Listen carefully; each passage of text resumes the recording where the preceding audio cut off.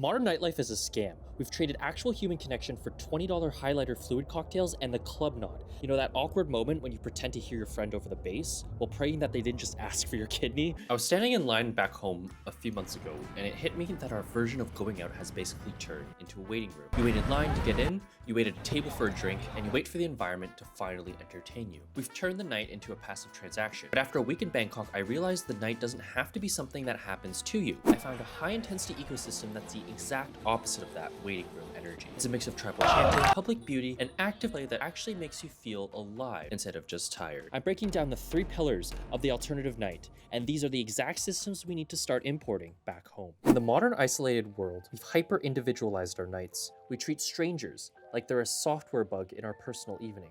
But here, that system is deleted. This is a headquarters that I'm standing in the middle of a championship celebration for a local high school.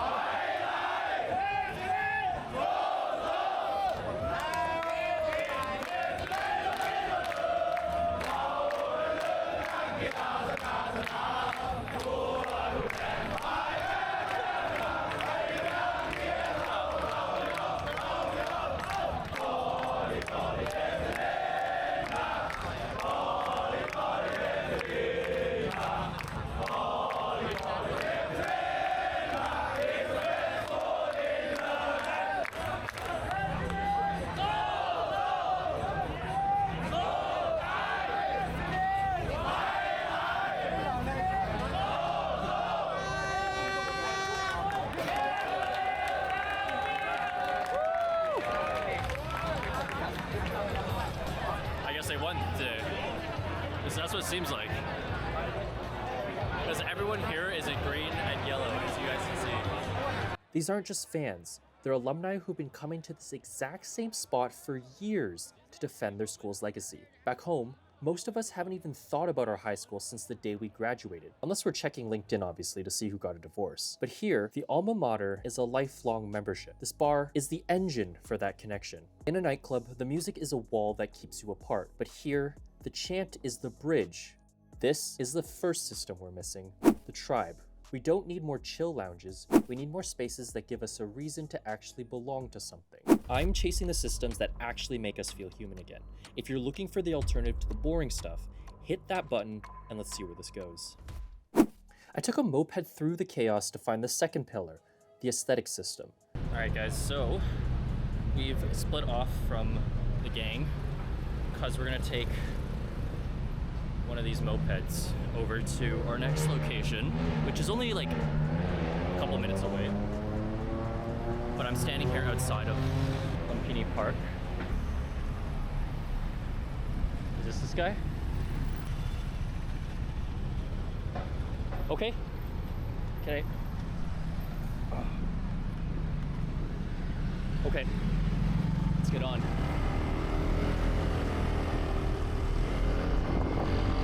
I started realizing that energy here isn't an accident. It's built into exactly how the city moves. Back home in Vancouver, we're mostly stuck in these private metal boxes, totally isolated from everyone else. It makes the whole city feel rigid and slow. But on a moped, you're basically part of the city's nervous system.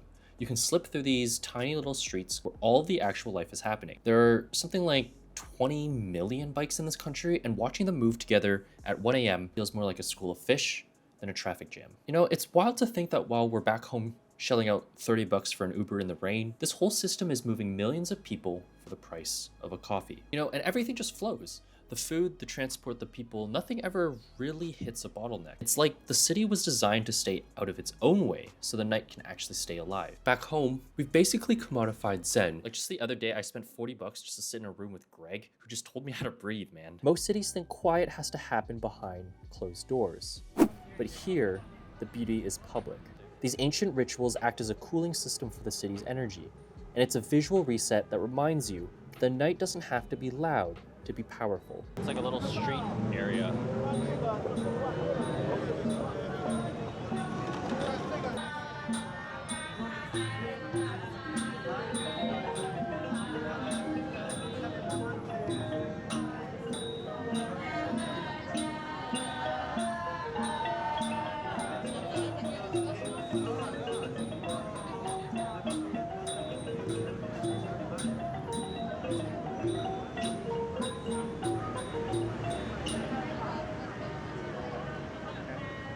This is the system we need to import.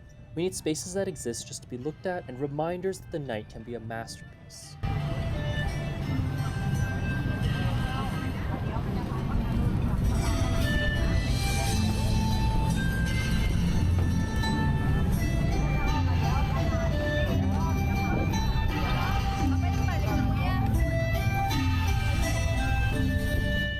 So I was on this riverboat when they started the drone show, and it's one of those moments that's supposed to be the peak of the hot night, the highlight of your adventure. But looking around, it actually kind of felt lonely. We're all standing there in total silence, staring at these flying light bulbs in the sky, and it hit me that if the parking lot game is a loud conversation, this drone show is just a high-tech advertisement. This is exactly with what's wrong with how we have fun back home. It's just passive consumption. Now, I don't want to get it twisted. The boat cruise is actually a blast. The food is incredible, the views are world-class, and it's one of the few places where you can get a 360-degree view of the city's skyline. It's an aesthetic masterpiece, and if you want a night where you can just turn your brain off and be pampered, this is a 10 out of 10 system.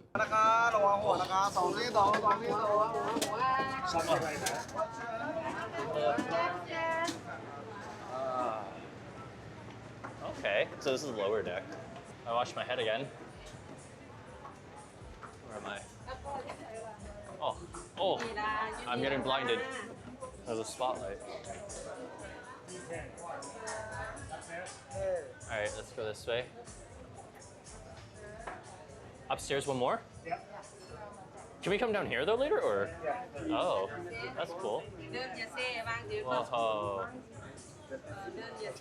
I want the ice cream. That's what I want. Oh, is it the same everywhere? I think so. Oh, okay. So I don't have to come down. Yeah, we could stay up there the whole time. Oh, it's open air. Oh, sorry, where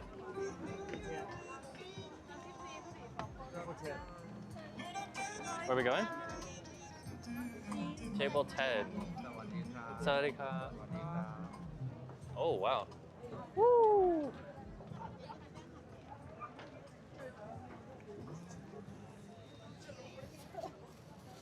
Damn.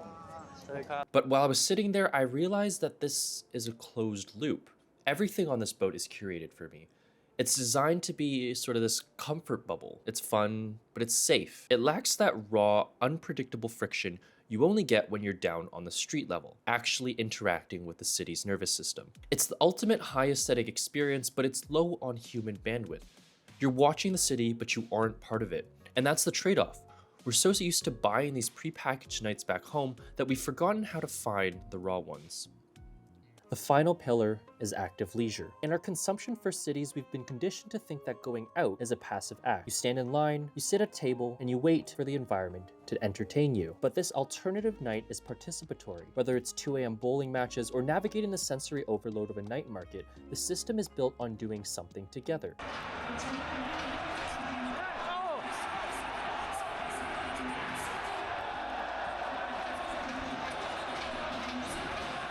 This is the final system we need to import. We don't need more chill spots where we can stare at our phones in better lighting. We need spaces that demand our participation. This parking lot game is what I call a low-friction participation. Even though there's a screen involved, the screen is just a catalyst. The real activity is the person next to you. It's a distributed social network where the asphalt becomes a community center. It's raw, it's loud, and it requires you to be physically present in the moment.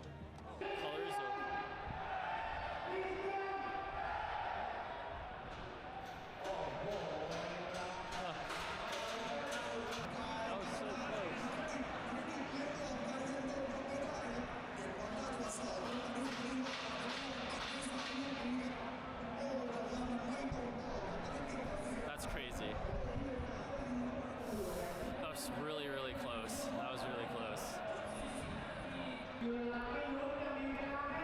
So that's, I guess, some Thai culture. But I'm kind of surprised what the purple and pink, or sorry, not the purple, the pink and blue one is. Is that the green and yellow team? Or is that like Because the best nights aren't the ones that happen to you, they're the ones you actually help create.